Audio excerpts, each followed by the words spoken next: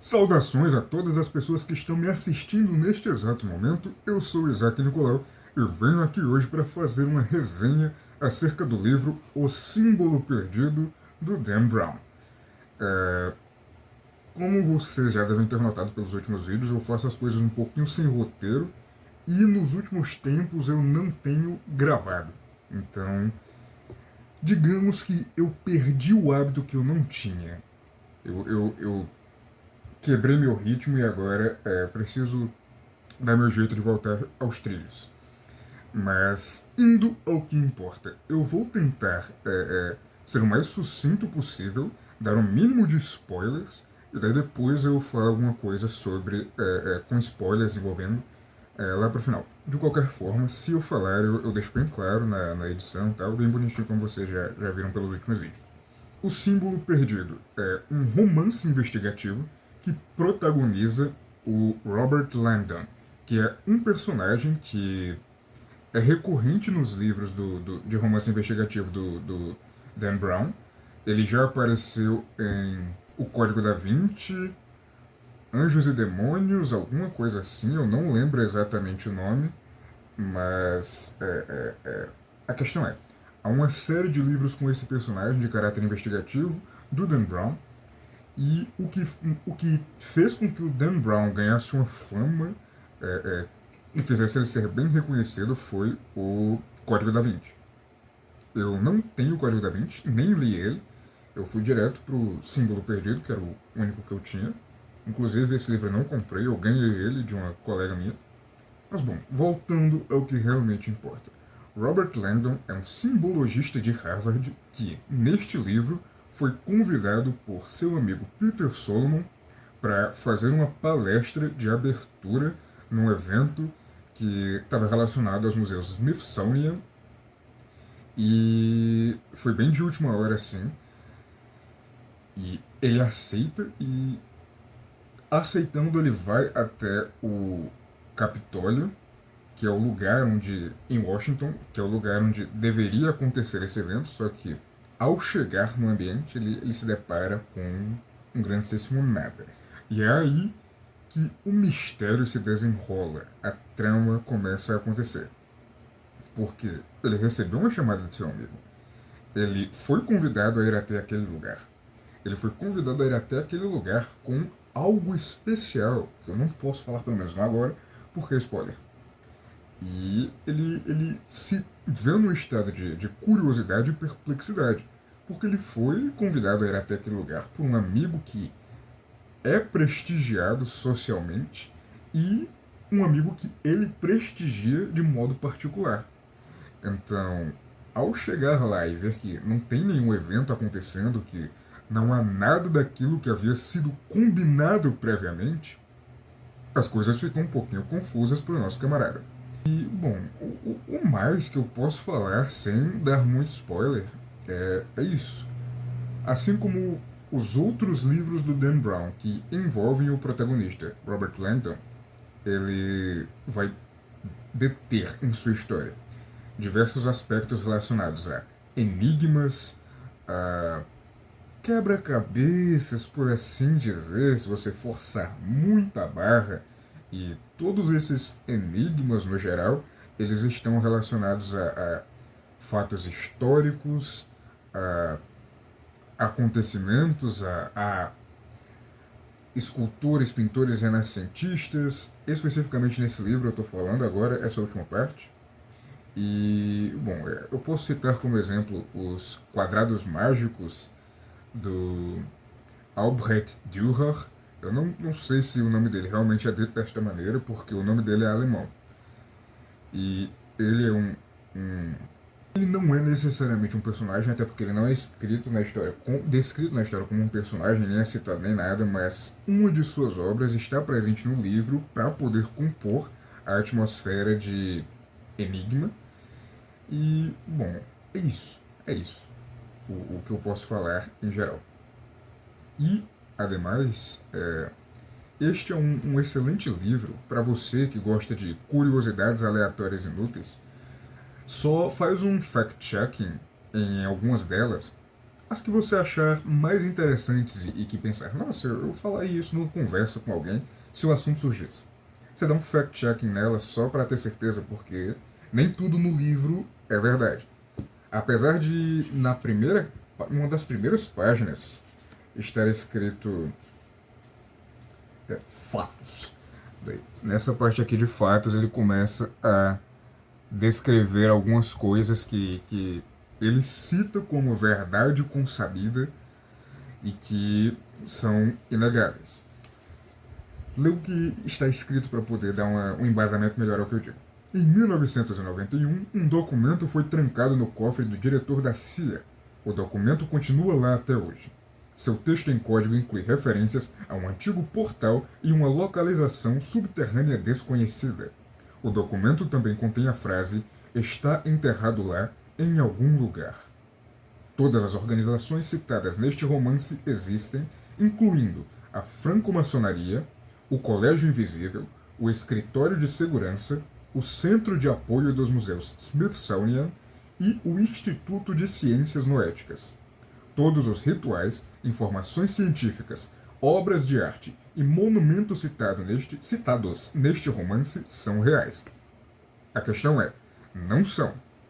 Quando a gente pega, por exemplo, um dos experimentos ditos científicos citados pela irmã do cara que chama o Robert Langdon, que é a Catherine Solomon, a irmã do Peter Solomon, é citado sobre um experimento de um camarada cujo nome eu esqueci, mas ele ficou bem popular de novo recentemente na comunidade científica, pelo menos de YouTube e Instagram, assim, porque muitas pessoas voltaram a acreditar nas pataquadas que ele fala, e daí a galera do meio científico real precisou voltar lá pra dizer, ó galera, isso aqui é absurdo, não confie no que esse maluco tá dizendo. Que foi o suposto cientista, o pseudocientista, se eu não me engano, ele é japonês, que disse que os cristais de água, eles se congelam de maneiras diferentes, em temperaturas abaixo de zero, a depender da emoção que você direciona para eles. E isso é um absurdo. Isso é um absurdo porque, para ser ciência, este algo que está sendo debatido precisa ser testado, replicado, falseável. Por trás dele precisam existir teoremas, corolários. Em alguns casos bem mais principais, há uns axiomas que a gente precisa levar em consideração, mas axioma a gente só toma como fato no caso de ser extremamente necessário, como por exemplo os axiomas de Peano na matemática, para poder fazer demonstrações relacionadas aos números naturais. E aí esse é um dos experimentos ditos científicos citados no livro, que não são fato, são uma invenção, são pseudociência, não são algo com credibilidade. Apesar do Dan Brown escrever aqui que tudo que ele cita como informações de rituais e científicas, elas são reais. E, bom, para poder garantir que isso realmente não é ciência, esse papo de se você mentalizar positivamente um cristal enquanto ele está congelando, um cristal de água enquanto ele está congelando, papapá, ele vai ter uma formação mais bonita e agradável aos olhos, enquanto se você direcionar uma energia negativa, ele terá uma formação mais quebradiça e menos resistente. Isso é um absurdo porque nunca este experimento conseguiu ser replicado por qualquer outra pessoa. Se você tem interesse em testar isso, faz um experimento desse na sua casa. Você pega uma aguinha, sei lá, daí você espera ela congelar, enquanto ela estiver congelando, você fica pensando, que raiva, ai, não sei o quê. Ou então, que feliz. E por aí vai. Você vai ver que o cara falou é um absurdo, porque não dá para replicar os experimentos dele. E se os experimentos dele não podem ser replicados, ele precisaria encontrar algo que fundamentalmente provasse que ele está correto. Então ele teria que partir de um princípio natural já explicado, já conhecido, que é um fato, e daí é, é, descrever o trabalho dele sobre. Ou seja, ele teria que transformar a hipótese absurda dele num corolário decorrente de de algum outro experimento, ou então algo que existe naturalmente no mundo e é observável e compreensível e mensurável por qualquer pessoa. Ele nunca vai encontrar isso. Então, os experimentos dele são absurdos. E ainda assim, como eu disse, no livro eles são citados como reais. Então, se você tem interesse sei lá, absorver todos esses fatos curiosos que são citados no livro, faz pelo menos uma checagem de fato antes deles para poder ter certeza. Esse é só um dos que eu lembro que estão incorretos.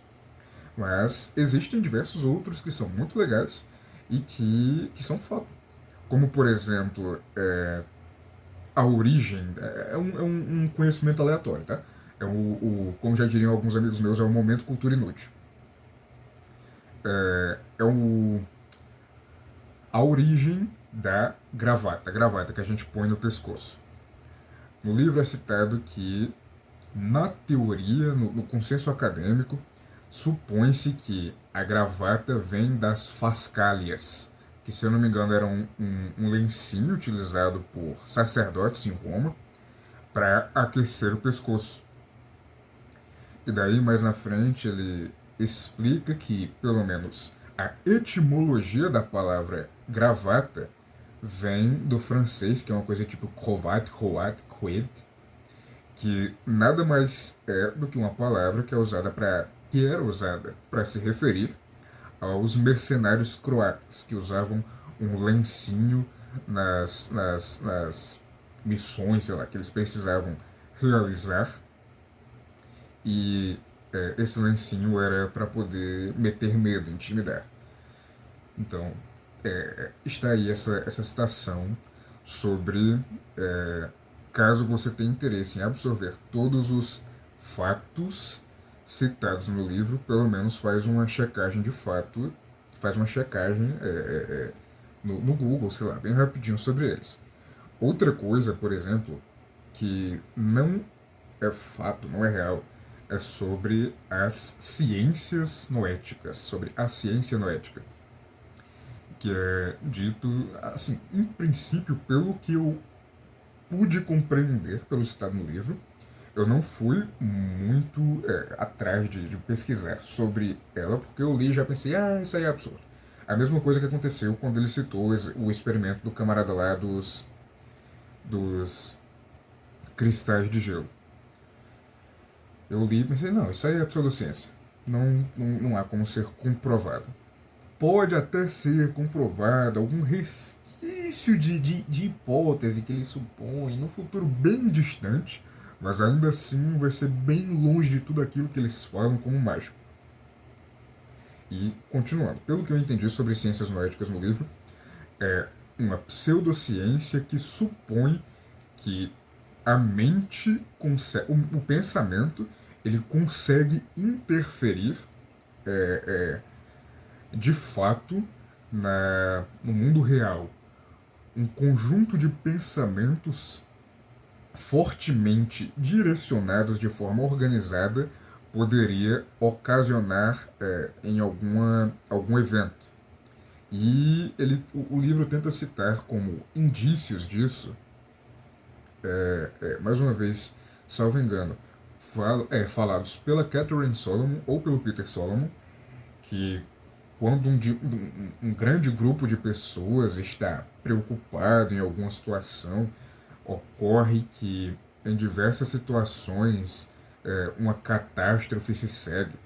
Só que isso aí é um post-rock, se a gente for analisar direitinho, que é a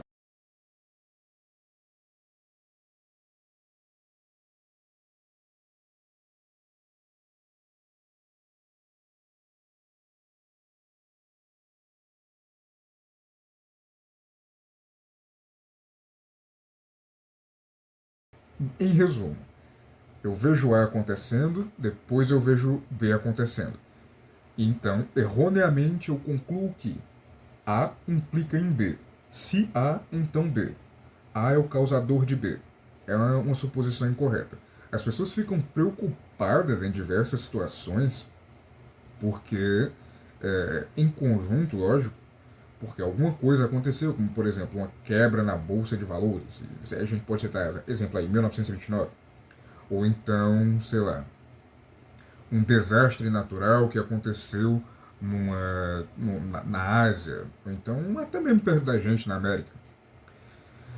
E daí, quando uma coisa assim acontece, várias pessoas se preocupam e existe um aftermath disso, existe uma consequência disso, existe um depois disso. Daí as pessoas supõem, pelo menos nas hipóteses propostas Langdon não, pelos Solomons, pelos irmãos Solomons, que isso pode ser um indício de como o pensamento humano ele interfere em alguma coisa, sendo que é só porque uma coisa aconteceu, daí a galera ficou preocupada, daí outra coisa aconteceu, daí eles atribuem essa outra coisa ter acontecido por causa da preocupação das pessoas, quando na verdade é só um reflexo natural da mente humana de preciso me preservar, preciso me manter em segurança e por aí vai.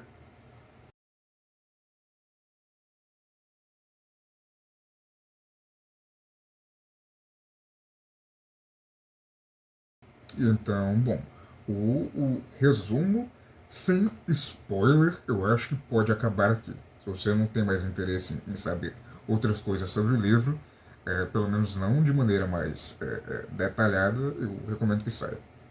E antes de sair, calma. Dá um like se você gostou, compartilha, se inscreve. E a minha nota pro livro, no geral, eu diria que um 8, um 8 de 10, porque apesar de haver várias dessas situações em que algumas coisas são apresentadas como fatos, mas não são, o livro é bem legalzinho, ele é envolvente, ele tem personagens com os quais a gente consegue não necessariamente se relacionar, eles não são relatable characters, pelo menos não no meu ponto de vista, mas eles são personagens possíveis de compreender. Então, bom, é isso. E agora, começando uma resenha um pouco mais aprofundada, uma descrição um pouco mais aprofundada desse romance investigativo, e falando sobre as coisas que eu gostei e que eu não gostei, eu posso começar com um plot que se você já leu, você já sabe, então, se você ainda não leu, eu basicamente vou dar um dos plots mais quebradões do livro, então não veja, a não ser que você queira, que é o Malak Moloch, eu não sei como fala o nome dele direito, que é porque ele é uma representação de Moloch, que supostamente seria um demônio, pipipipopopó, mas ele é escrito, pelo menos nessa edição da Sextante, é da Sextante, né? É da Sextante.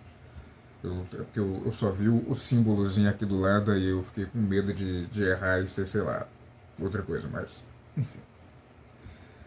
O Malak, ele ser o filho do Peter, é assim, meio forçação de barra, porque é dito que o livro inteiro que ele morreu, que ele ficou irreconhecível, que várias coisas aconteceram, mas assim, convenhamos que na época em que o livro foi escrito, que foi ali por volta de 2009 a 2013, alguma coisa assim, já existiam os exames de DNA para determinar se uma pessoa ela realmente era ela mesma. Não era necessário mais recorrer só ao reconhecimento facial e corpóreo pela família. E pô, eu acho até meio estranho que o Peter ele não tenha reconhecido o próprio filho, apesar dele estar todo desfigurado pelas agressões. Tanto que o enterro foi de caixão fechado. Mas ele não reconhecer o próprio filho à distância, não pedir um exame de DNA assim para confirmar alguma coisa, eu acho um pouquinho esquisito. E você pode até dizer, não, mas o livro ele se passa num tempo um pouquinho mais para trás. Mas tá bom, nessa época já existiam outras maneiras para se determinar com um pouquinho mais de qualidade sobre a identidade de uma pessoa morta. Não era mais necessário recorrer só ao reconhecimento facial, reconhecimento corpóreo pela família. E principalmente o Peter Solomon, que é um cara bem rico, o cara não se dá ao trabalho, não se dá o trabalho de fazer uma, uma vistoria um pouco mais aprofundada acerca disso, é uma coisinha um pouquinho estranha. Outra coisinha meio estranha é que o Moloch, ele dobra de tamanho, dobra entre muitas aspas, tô usando uma hipérbole aqui. Ele fica bem maior depois de começar a treinar, e é dito como que ele realmente cresceu, que a voz dele virou apenas um sussurro por conta dos esteroides. E aí é um pouquinho é um pouquinho esquisito, mais uma vez, isso. Eu vejo isso com um pouquinho de estranheza, mas é compreensível. É, é, é estranho, mas dá pra relevar. Outra coisa que eu não curti muito foi o plot final do livro, que foi a palavra perdida ser simplesmente uma bíblia que foi enterrada pelos primeiros maçons que construíram os Estados Unidos. Bom, é isso. O George Washington. Eu não lembro o nome do resto da galera, porque já faz um tempinho que eu li esse livro. Eu tô gravando esse vídeo depois de, tipo, um mês de ter terminado ele. E já comecei a ler outro que foi o Anne da Ilha, que é o terceiro livro da série Anne de Green Gables. Mas eu não tô gostando muito dele também, não. Quando eu digo que eu não estou gostando, não gostando mesmo. Eu diria que dos livros de Anne que eu já li até agora, ele é o pior. E, sei lá, é um 5/10 até agora. Apesar de eu não ter finalizado ele. E bom, voltando pro tópico principal aqui, que é o símbolo perdido. Algumas das descrições relacionadas à maçonaria eu acho meio esquisitas também acerca dos rituais. Também não fui em busca de uma checagem de fatos para determinar se tudo aquilo que é dito realmente é fato, se não existe uma invençãozinha que o Dan Brown gosta tanto de fazer ali. Então, se você aí tem algum conhecimento relacionado a isso e quiser compartilhar conosco, por favor, fique à vontade e elucide aí essa dúvida. Essa dúvida entre muitas aspas, né? Uma das coisas que eu gostei foram os diversos enigmas que tem ao decorrer do livro. Alguns deles eram bem simples de se interpretar, como, por exemplo, o enigma na mão do Peter, quando ela está cortada. Era bem simples de deduzir que você só precisava ler aquilo de cabeça para baixo para ficar SBB 13, alguma coisa assim, eu não lembro exatamente. Mas aquilo ali era bem tranquilinho de deduzir, tanto que foi uma das primeiras coisas que eu fiz. Quando eu olhei o que estava escrito lá, eu só virei o livro de cabeça para baixo, e daí agora faz um pouquinho mais de sentido. O que antes parecia só uma sequência incompreensível, agora tá legalzinho. Agora virou uma coisa que pode ser normal. Apesar de eu ainda não fazer a mínima ideia do que era SBB 13. Mas em geral eu curto bastante essas paradas tipo enigma, mistério, quebra-cabeças, resolver coisas. É tipo a Rubik's Syndrome, Síndrome de Rubik's, que é citada no seriado Dr. House. E bom, deixe-me ver o que mais. de interessante que eu poderia comentar que me marcou. Magnificamente, eu recordei-me de algumas das diversas situações em que o Robert Langdon simplesmente sai jogando na cara das pessoas o quanto elas costumam interpretar algo de maneira, sei lá, preconceituosa e risível até, baseadas única e exclusivamente nas interpretações que elas já têm preconcebidas sobre vida, sobre existência e sobre religião e tal. Tanto que quando ele descreve algumas coisas da maçonaria para um grupo de estudantes dele, e os estudantes eles ficam, nossa, que coisas esquisitas, que pavoroso.